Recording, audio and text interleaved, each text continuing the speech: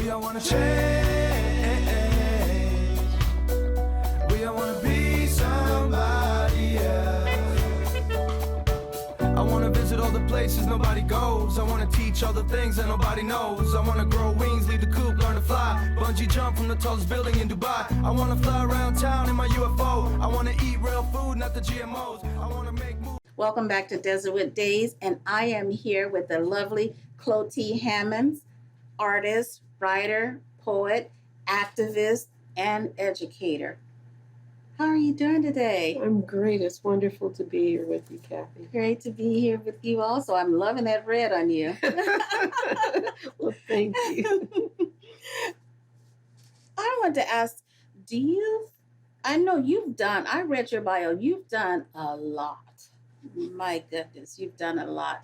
And here in the Arizona industry, do you feel as though you live through your art or you live for your art?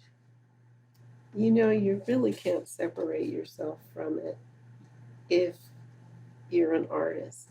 Right. I mean, you're seeing things through either the lens or you're hearing things in a certain way. And so you can't, just... It's just a part of you. It's just who I am. Yes. You founded the Emancipation of Arts to raise the profile of Black artists. Tell us a little bit about your organization and what artists can expect from it. Emancipation Arts is an organization that embraces numerous genres. So I curate visual artists in a wide range, painters, photographers, what have you, sculptors, potters. We do music performances, we do community engagements, we do instructional work. And so when I work with an artist, depending on what their objective is, they have to be very clear about that. Right. Maybe we sell some of their work, or maybe we increase their audience, or a number of things. Right. You have also partnered with ASU on the Indiscernibles in Arizona exhibition. Tell us about this project. The full name is actually the Great Migration Indiscernibles in Arizona. And when people talk about the Great Migration, they naturally think of Harlem and Detroit and Oakland and any place other than Arizona. And I've been working on the history of Blacks in Arizona for quite a long time.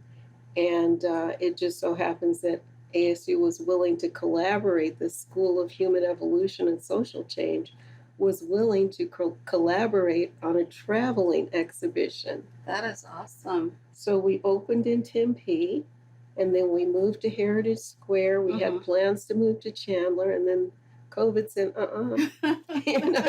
So we're still at Heritage Square, but that's been great. But now it is a online interactive workshop that people can take.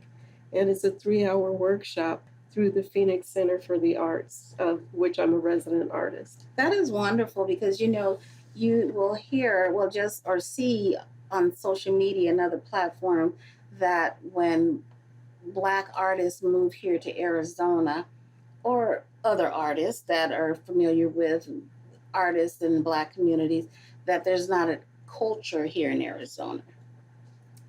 Precisely, and that's because segregation is pervasive in the arts. Okay, if you look on who's on the board of directors of arts organizations, rarely do you find Black people. And so it's difficult to find, but we have had and do have culture here. That is wonderful. And you know what, I see it as such a major plus that ASU is involved in this and making sure that it's coming to the light that the culture is here in Arizona and they want to see more done with it. Actually, I have a number of collaborators. Heritage Square Foundation, AZ Humanities,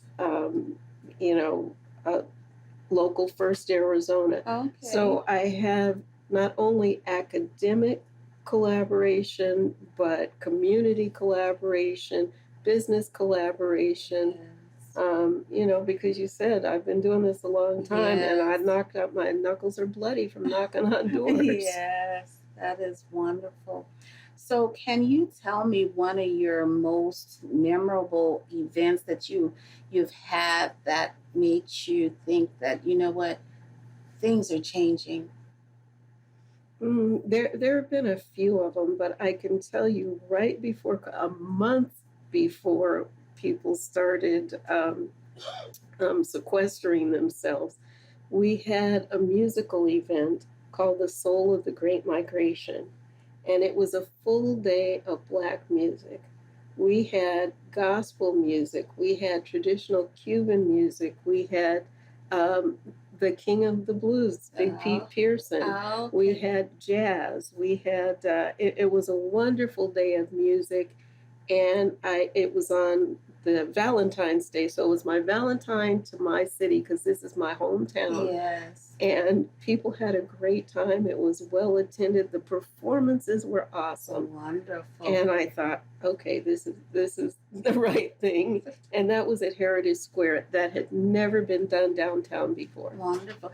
Was there more you needed to add on there, or did we finish that? Well, just the community response was so warm, and little kids are out dancing, and we had the Kings of Smoke barbecue truck, Oh, and I yeah. mean, we had young people from a youth academy that were interested as well, and so I felt like it was not only musically a success, Mm-hmm. but it was cross generational, which is Okay. extremely important. It is And very it is important. lacking here. Yes, it is very important.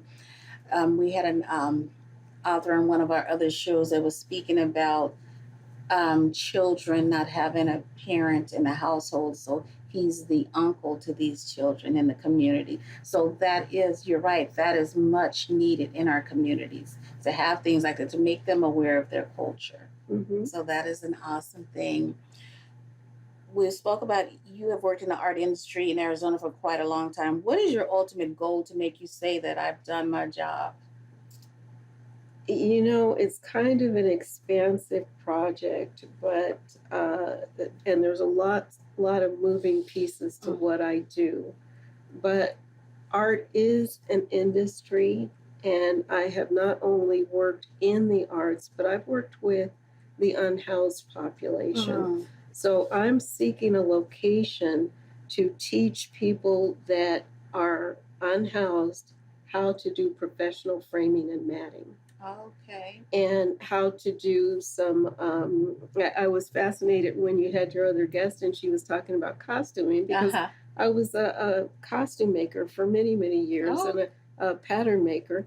And so we're going to do some industrial sewing, only we're going to use original images. And okay. these are going to be images created by some of the artists whose profiles I intend to raise. How do they interact with the art part of it? I mean, are they receptive? Oh, absolutely. I know numerous people. I could ask them to carry a piano for me, and they're Mhm. willing. They may have cognitive difficulties, okay, but their willingness, they're great workers, Right. and they are very ethical. Right. And so they deserve a chance. Of course. Of And course. and there are so many facets to presenting something that people just put on the wall. You might not think Right. about it except how it fits into the decor, but there's Right. lots of little steps involved. Right. And I recall an article done on one of the news channels once where there was this homeless guy that he was creating these murals on the wall. We forget just because someone has maybe a mental problem or something's going on or homelessness, that doesn't change who they are as a person. Absolutely. And one of the things that I am working on right now is with Valle del Sol, Mm-hmm. using the arts um, for behavioral and physical wellness in an anti-Blackness campaign. Mm. And so we will be confronting some of these issues and using the arts. We did a poetry workshop during Kwanzaa that had a very positive result. Wonderful, wonderful. What would you like to say to your fellow artists about giving back to their community? What advice would you give to show them how important it is to participate? It doesn't have to be with homelessness, but something in our community. Very often people have good intentions, but they don't have a pathway or can't see a pathway into doing what they want to do. Like I said, board of directors are very often, many things are segregated. And so I want people to understand, even if you don't have the academic credentials, there is still a way that you can collaborate. Right. And you can actually be fulfilling for other people. Right, that is true. And I've had to pay for a lot of stuff, and there are creative ways to raise money and do what you want to do, and it is so rewarding when I go downtown and I see somebody that was not doing well, but now he's so proud to tell me, I got a place, I have a job.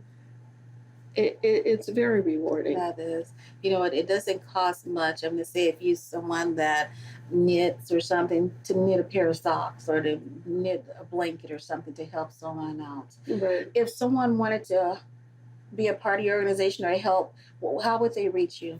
They could reach me through the Phoenix Center for the Arts, Emancipation Arts. I have a website. And I'm not hard to find anywhere. Well, thank you for joining us today. It was such a pleasure and learning more about your foundation. Thank you. Thank you very much for having me. We will catch you next time on Desertwood Days.